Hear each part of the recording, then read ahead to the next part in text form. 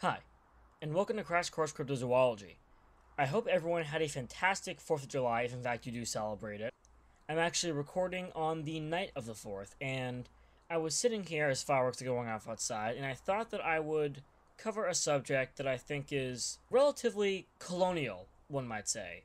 And I say that because it's a cryptid that I think has a lot of roots in what was the colonial culture as well as historical significance within that era. I'm talking, of course, about what is now called the Dogman. There are some other names that it goes by, including man wolf, werewolf, things like that.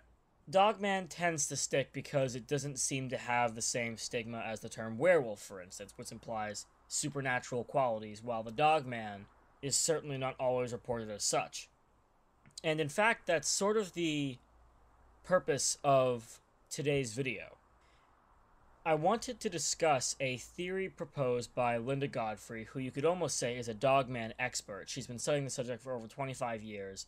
She, in fact, sort of broke the story about the Dogman sightings, and ever since then has been a self-made historian on the subject.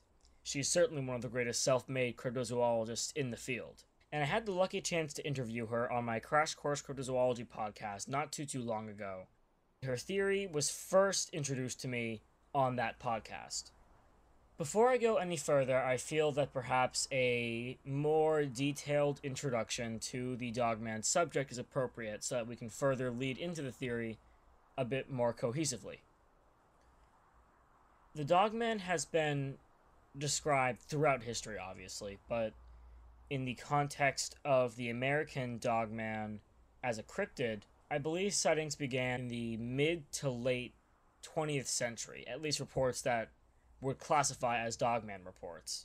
That is, unless you count alleged Native American encounters with these animals. The Dogman is described as being very similar to a gray wolf, but a bit more anthropoid in nature, able to stand on its hind legs, walk and even run on its hind legs, use its appendages to grip things, but also be capable of quadrupedal stances. I covered that in my Bend and Tracks video.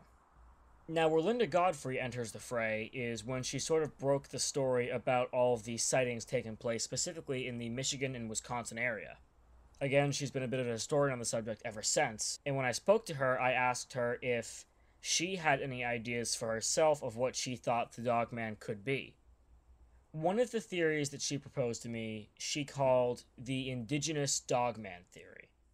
She came up with this theory when she was writing her first book, and the theory looks at the Dogman as a byproduct of very beneficial evolution based on geographical landscapes.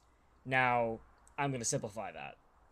Linda stated that it is entirely possible, based on types of land you're going to find in that area of America, that certain species, like wolves, could develop the ability to stand or even travel on their hind legs in order to see their prey better, among other things.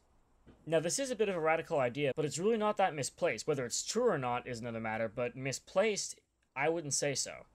Linda herself pointed this out. When you look at the geography of the mid-continent area, most of what you see is prairies, lots and lots of prairies.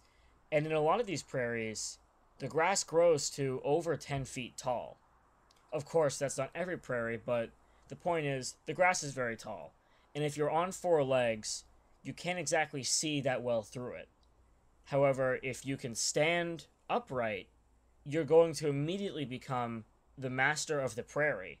And seeing as how a lot of your prey is in the prairie, you're going to have a lot more prey and therefore a lot more food. This itself is a phenomenon that happens regularly in animals. It's one of the gears of evolution that is called adaptation.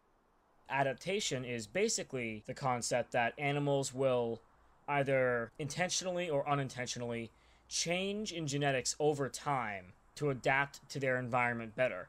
And as these species change like that, they're passing these new genes down to their offspring, which are getting more and more, theoretically, efficient at the trait.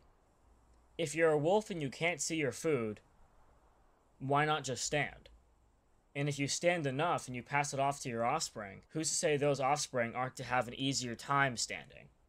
I'm not here to say that Linda Godfrey is correct in her statement. I'm not even here to say anything about the existence of the Dogman. What I am here to say is that it's not a far-fetched idea, this theory of the indigenous Dogman. And perhaps it's important to consider it. Because I think that when you can tag explainable phenomenon to unexplainable things without really damaging any of the initial concept, you've got a very interesting case on your hands. That being said, until next time.